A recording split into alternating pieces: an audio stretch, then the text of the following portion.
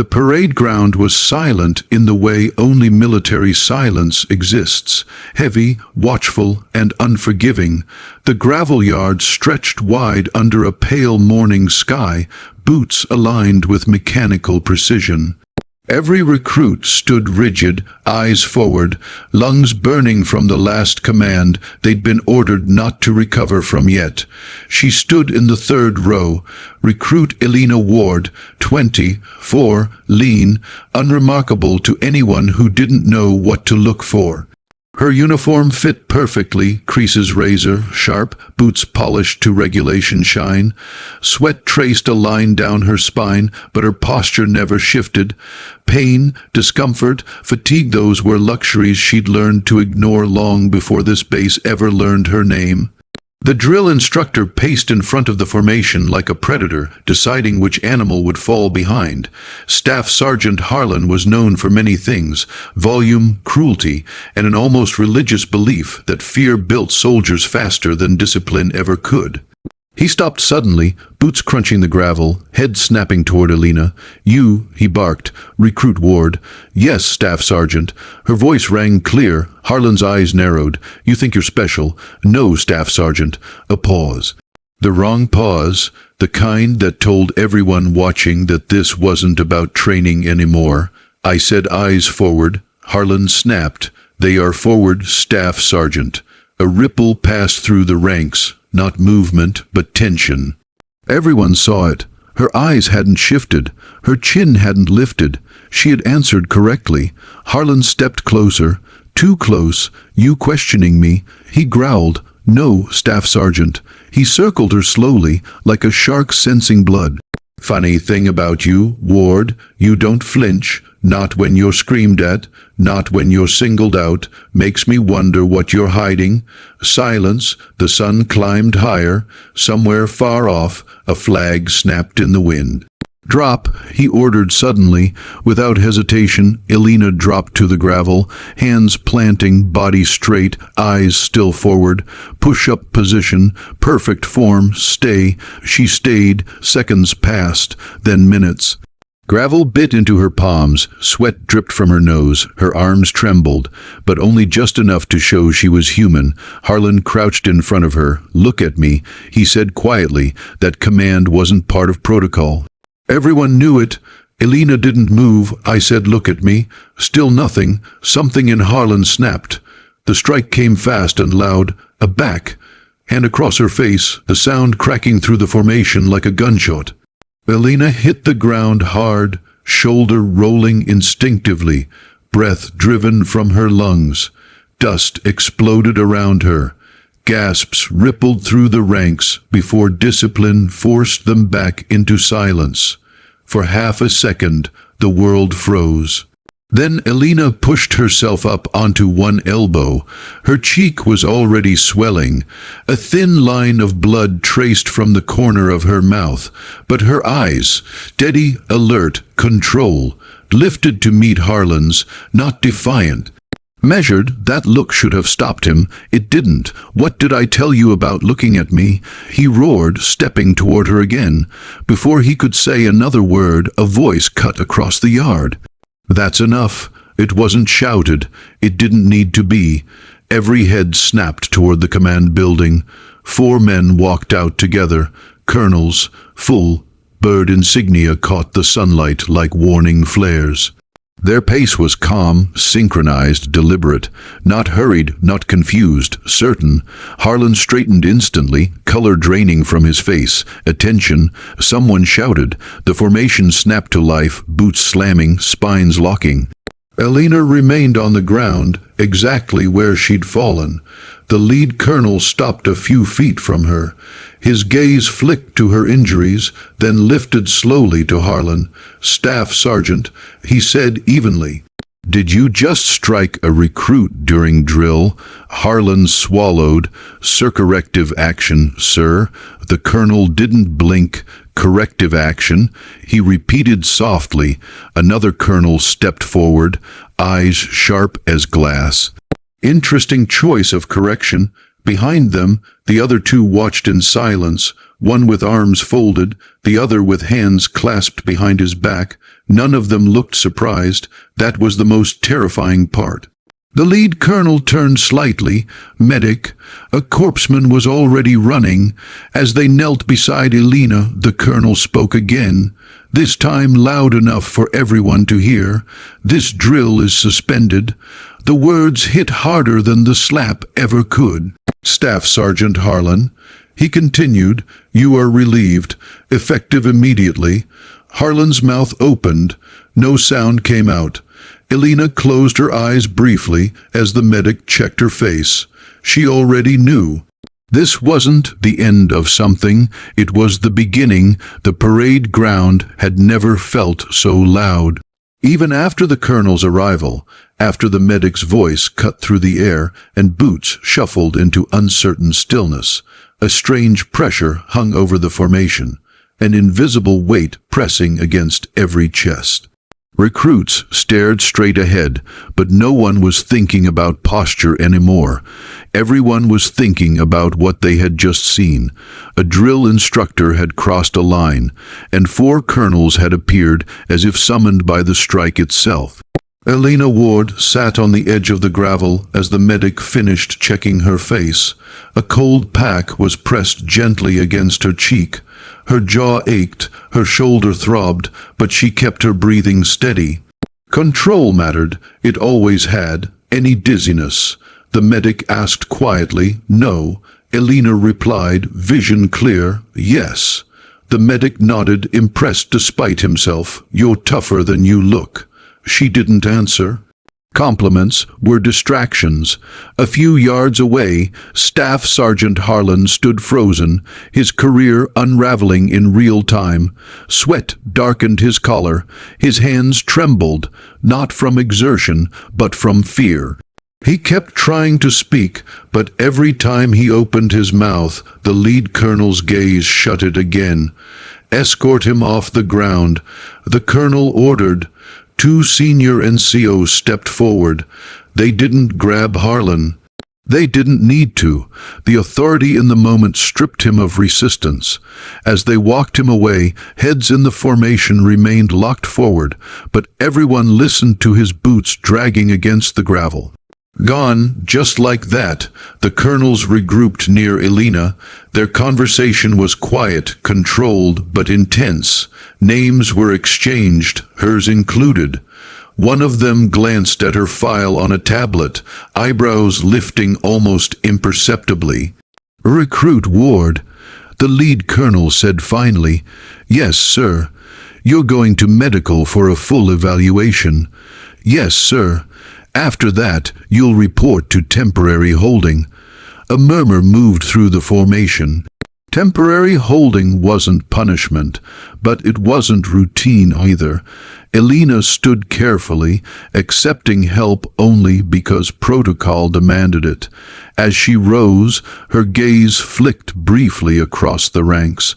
Faces stared straight ahead, but she could feel their curiosity burning into her back. She walked away without looking back. Word spread faster than any official report ever could. By lunchtime, the entire base knew a drill instructor had been relieved mid-drill. By dinner, the story had grown teeth. Some said Elena had talked back. Others claimed she'd challenged authority. A few whispered that she'd done something far worse, something classified. No one knew the truth, except the 4 colonels. Elena sat alone in a quiet room near medical, her uniform replaced with PT gear. Her cheek was bruised purple now, unmistakable. She stared at the wall, counting breaths, steadying her thoughts. She'd known this moment would come eventually, just not like this. The door opened without a knock. 2 officers entered, not colonels this time, captains. Their posture was formal, respectful, too respectful for a recruit. Recruit Ward, one said, "You'll come with us." They led her through corridors she hadn't seen before, past administrative offices and secured doors. No one spoke. When they finally stopped, the sign on the door read, "Command Conference Room." Inside, all 4 colonels waited. The room smelled of coffee and polished wood. Flags stood perfectly aligned behind them. The lead colonel gestured to a chair. "At ease," he said. "Sit." Elena sat. For a long moment no one spoke. They studied her, not her injuries, but her posture, her stillness, the way she held herself like someone who had been here before. Finally, the colonel with folded arms spoke. "Recruit Ward, how long have you been wearing that restraint?" She met his eyes. "Since the day I arrived, sir." A pause. "Why?" "Because I was ordered to, sir." The lead colonel leaned forward. "You didn't react? Not when he provoked you, not when he struck you. Most recruits would have flinched. Some would have fought back. You did neither." Elena swallowed once. "I was maintaining discipline, sir." One of the colonels exchanged a look with another. "Discipline?" he repeated. "Yes, sir." Another silence, thick, deliberate. The lead colonel closed the tablet in front of him. "Recruit Ward," he said, voice measured. "We are now past drills, past performance metrics, and well past coincidence." He stood. "We know who you are." Elena didn't move, didn't speak, didn't deny it. The colonel continued, "And what happened this morning was not an accident." The room seemed to tighten around her. Outside, the base continued its routines. Marching, shouting, orders barked into the wind. Inside, Elena Ward's past was about to step into the light, and nothing on this base would be the same afterward. The room felt smaller once the words were spoken. "We know who you are." Elena Ward sat perfectly still, hands resting on her thighs, spine straight but not rigid. Anyone watching closely would have noticed the restraint. Not fear, not arrogance, but control layered over instinct like armor. She had learned long ago that silence, used correctly, could be louder than any defense. The lead colonel studied her face, the bruising along her cheekbone dark and unmistakable. His expression softened, not with pity, but with recognition. "You were ordered to stay quiet," he said, "and you did." "Yes, sir." Another colonel circled slowly, boots quiet on the polished floor. "Most people mistake restraint for weakness," he said, "especially men like Harlan." Elena's jaw tightened for half a second, barely visible. "He wasn't testing your discipline." The colonel continued. "He was testing your limit." "Yes, sir, and you never crossed it." Silence settled again, heavy but no longer hostile. The lead colonel opened a folder and slid it across the table. It stopped inches from Elena's hands. She didn't reach for it. "Tell us something," he said. "If we hadn't intervened, what would have happened next?" The question hung there, sharp as a blade. Elena took one measured breath. "I would have continued to follow orders, sir." The colonel's eyes narrowed, not in disbelief but in calculation. "That's not what I asked." Another breath, permission to answer honestly, granted. Elena lifted her eyes fully now. When she spoke, her voice was calm, but stripped of pretense. "If he had struck me again," she said, "I would have incapacitated him in under 3 seconds, without permanent injury. No bravado, no threat, a statement of fact." One of the colonels let out a slow breath through his nose. Another gave a tight, almost imperceptible nod. "Explain." The lead colonel said. Elena's gaze dropped, not in submission, but respect. "Muscle memory is difficult to erase, sir. I was trained to respond to physical aggression automatically. Every second I stayed still this morning was an active decision." The colonel leaned back. "How close were you?" Elena paused, calculating honesty. "Closer than I would like, sir." That answer landed harder than any dramatic confession. The colonel with folded arms stopped pacing. "Do you know how many instructors we've seen who confuse authority with dominance?" "Yes, sir. Too many." The lead colonel tapped the folder. "You were embedded here under strict conditions, minimal exposure, no exceptions. Then Harlan violated protocol in front of witnesses." He looked at her carefully. "You could have ended him." "Yes, sir." "But you didn't." "No, sir." "Why?"